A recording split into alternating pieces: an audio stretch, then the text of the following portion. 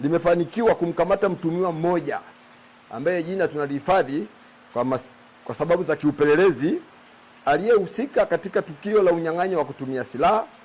lililotokea tarehe 4 Februari 2026 majira ya saa 4 asubuhi katika eneo la Kisimani, mtaa wa Unyamwanga, Tunduma, wilaya ya Momba na mkoa wa Songwe. Katika tukio hilo, mtuhumiwa huyo na wenzake, kama mtakumbuka,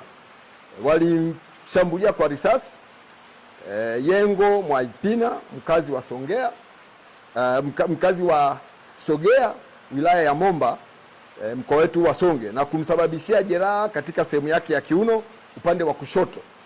pamoja na kumnyang'anya fedha taslimu shilingi milioni 54 kama ambavyo tulitoa taarifa hapo awali, wakati mwananchi huyo akitokea kuchukua pesa katika benki ya NBC Tunduma. Watuhumiwa hao bado wanashikiliwa kwa ajili ya mahojiano ili kubaini mtandao mzima wa watu wengine wanaoshirikiana nao katika vitendo vya kihalifu vya kutumia silaha katika mkoa wetu na mikoa hii ya jirani ya Nyanda za Juu Kusini. Jeshi la Polisi mkoa wa Songwe tunaendelea kutoa onyo kwa wahalifu wote au watu wote wanaojihusisha na vitendo vya ujambazi, unyang'anyi wa kutumia silaha na uhalifu mwingine wowote kuwa hakuna mahali pa kujificha, kwani tuna mtandao mpana wa kiintelijensia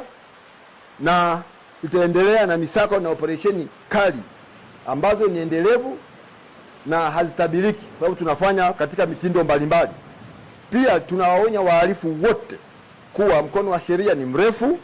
na yeyote atakayejihusisha na vitendo hivyo atakamatwa na kuchukuliwa hatua kwa mujibu wa sheria. Kwa hiyo niombe wananchi katika mkoa wetu wa Songwe wafanye kazi halali na si kutegemea makosa ya kihalifu, kwani uhalifu haulipi. FM kutoka Dar es Salaam.